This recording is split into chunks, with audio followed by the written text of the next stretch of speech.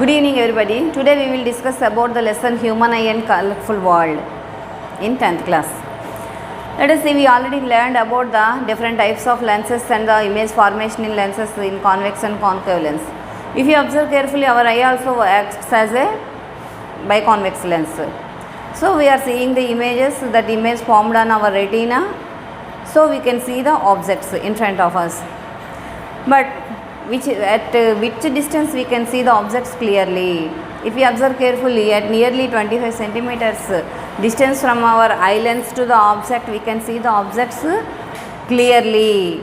We can see the objects clearly when the object is kept before our eye lens at 25 centimeters. So 25 centimeters is called the least distance of distinct vision. Least distance of distinct vision. Is it common for everyone? If we know that, that is different for different people. For all human beings it is 25 centimeters. But for the infants or very small kids, if we observe, it is nearly 7 to 8 centimeters. Why? Because the elasticity property is more, their muscles are very strong, so they can easily see the objects in front of them at 7 to 8 centimeters.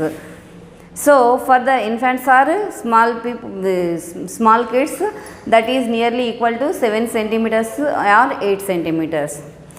But for old people, due to the lack of vision, why? Because the muscles becomes weak due to the age. When age grows up, their muscles becomes weak, so they cannot see the objects at 25 centimeters. So it changes their least distance of distinct vision will be changes. It is nearly 1 or 2 meters. For some, generally for 1 or 2 persons, it may be more than 2 meters also. They cannot see the objects properly. So what is the angle of vision? If we observe carefully, if we keep any object in front of us, when it is going long distance from our eye lens, we can see the total object. When it is becoming very near to us, what happens? At a particular distance after, we cannot see the total objects. Let us see, for example, in this scale, I can see here the total top and bottom at one time. If we kept here, means when it is become nearly, what happens? I cannot see the ends of this scale. Why? Because the angle is changes. From eye to the object, the angle is changes. At which angle we can see the object, total object, top to bottom completely is, that is 60 degrees. It is normal for a normal human being. It is common for a normal human being. The angle of vision for a common healthy person is 60 degrees. Okay. Now we are saying that our eye acts like a lens, so it must have some focal length. Well, our image is formed on retina. So wherever the object we kept in front of us, the image will be get on retina only. So the image distance is constant for a human eye. There is no choice. That is 2.5 centimeters. That is 2.5 centimeters. We know the lens formula, 1 by f is equal to 1 by v minus 1 by u. In that, v is constant. U means the object where you kept in front of our eye. Where is the change? In focal length, it must be change. If there is no change in its focal length, we cannot see the objects properly. Our eye has a special property. It changes its radius of curvature by using the ciliary muscles at our eye. This process is called accommodation. Our eye has a special property, that is accommodation. It changes the radius of curvature of the eye lens, so the focal length also changes. Eye itself, it changes its radius of curvature. This phenomena is called accommodation. Eye has this special property. That's why wherever you kept the object also, you can see the clear image. Okay. Now, when suppose the object is at long distance, our focal length decreases. Why? Because we can see clearly. We can see the objects clearly, no need of any stress. But when the object is very near to our eyes, what happens? Focal length increases. In our eye, we are having rods and cones. What is the property of rod and what is the property of cone? To identify the intensity of light, rods are useful. in our eye, rods, what is the working of rods means it is identify the intensity of the light. Suppose the more intense lights are coming through the pupil, then immediately it converges the pupil. Then less amount of light rays only passes, enter into the eye, remaining will be reflects and come back again. Suppose the intensity of light is very less, what happens? The rods expands itself, so more amount of light rays passes through the pupil. Rods adjust the intensity of the light, they identify the intensity of light. Based on necessity, it changes the intensity of the light enter into our eye.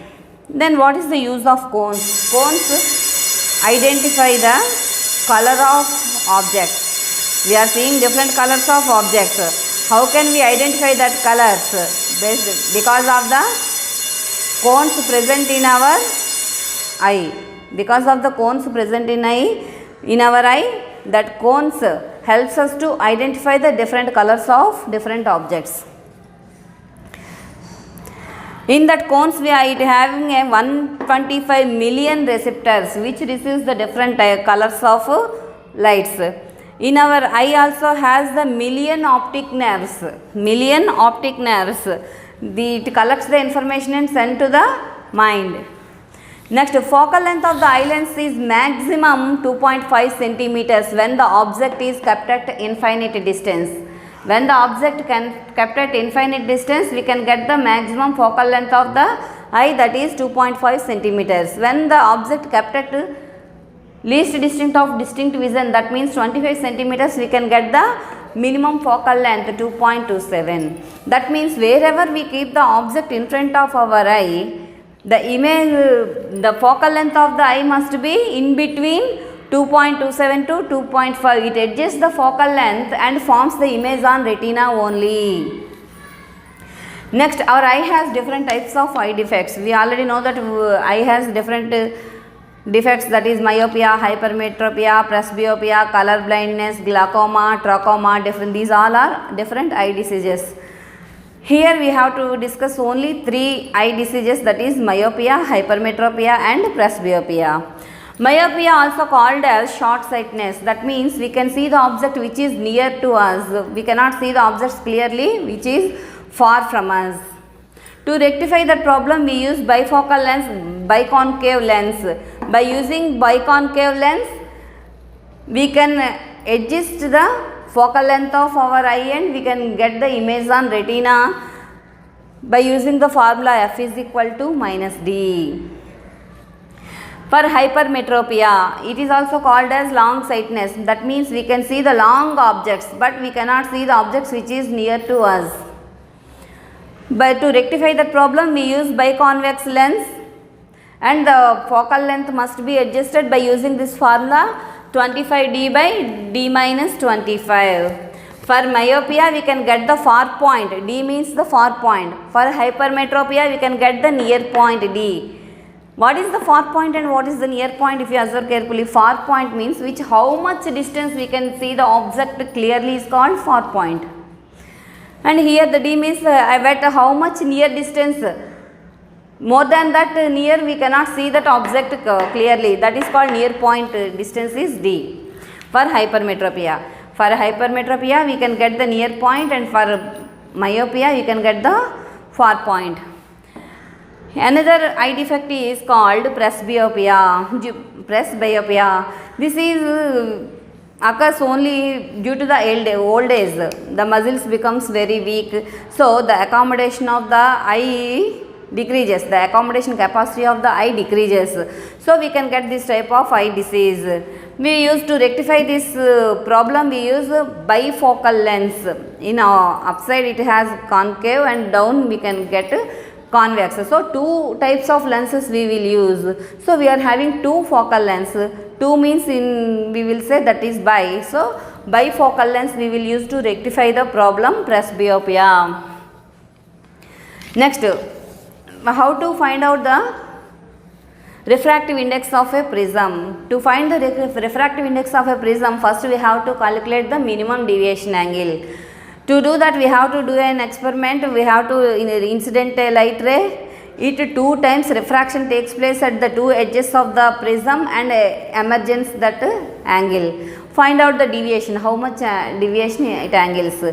Change the angle of incidence continuously and find out the angle of deviation continuously. What happens if you observe gradually the angle of deviation decreases when it reaches a particular point, after again it increases again.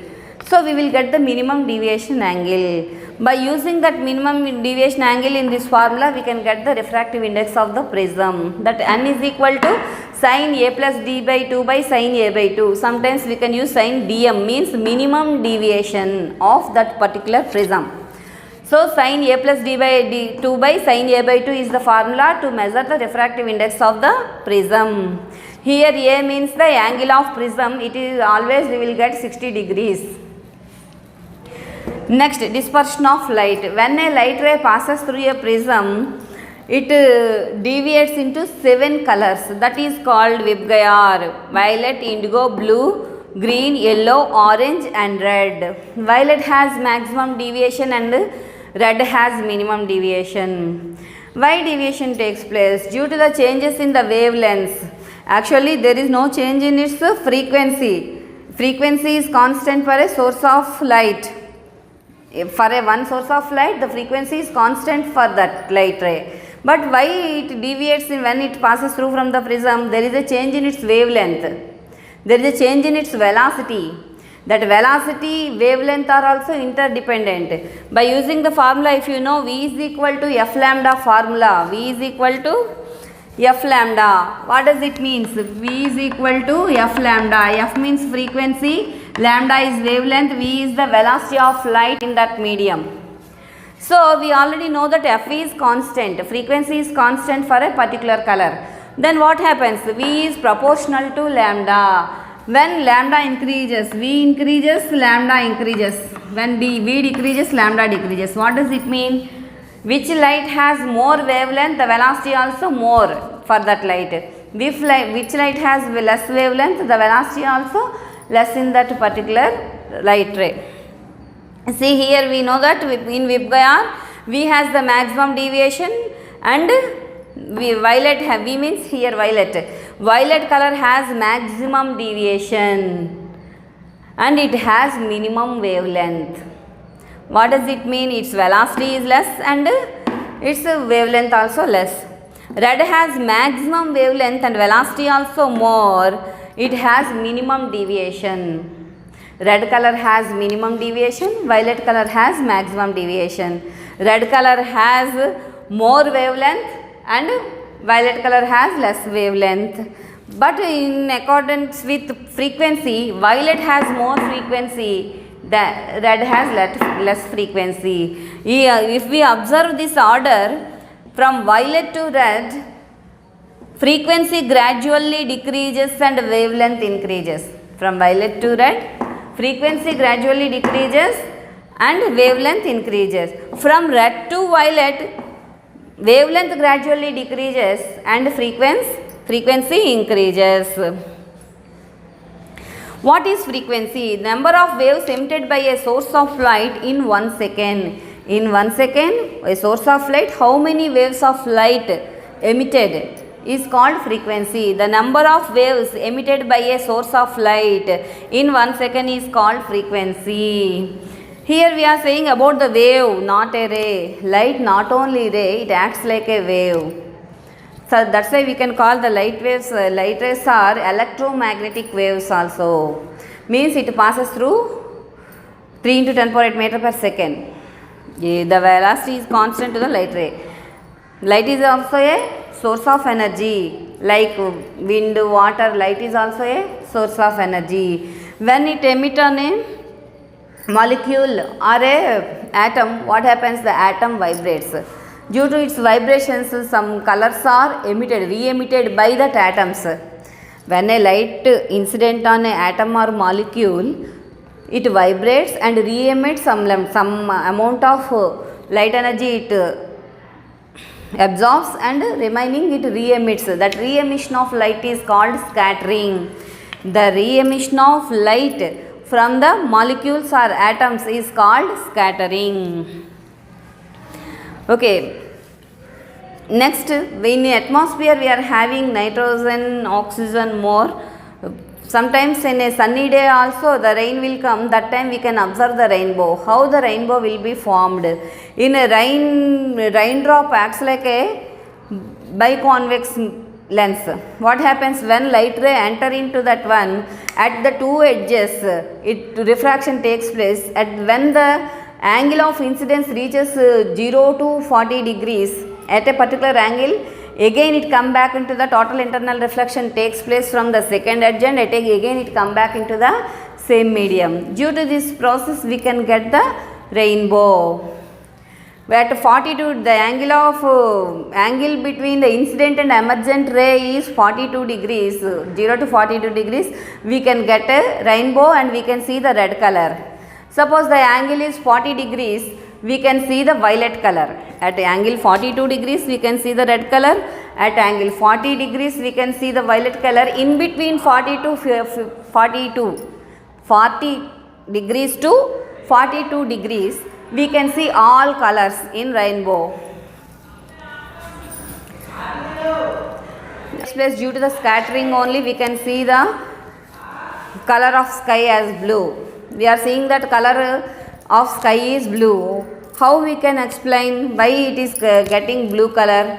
In our atmosphere, we are having large amount of nitrogen and oxygen molecules. The size of the oxygen and nitrogen molecules free is comparable to the frequency of light. Then it emits remaining all colors emergence, and it emits the blue color. Due to that one we can see the sky in blue color. But in the noon of a sunny day, amount of water vapor present in the air more, not only nitrogen and oxygen, water vapor also present in air becomes more. It is comparison, all colors are comparison to the weight molecules, size of the molecules of these molecules, nitrogen, oxygen and water vapor. So all colors will be re-emitted by these molecules. These all colors combines and forms a light color, so white color. So we can see white color in sunny day. The sky appears as white color in sunny day. As well as due to the wavelength of red is more, that's why we can see either in the morning or evening we can see the sun appears like a red, because it travels long distance.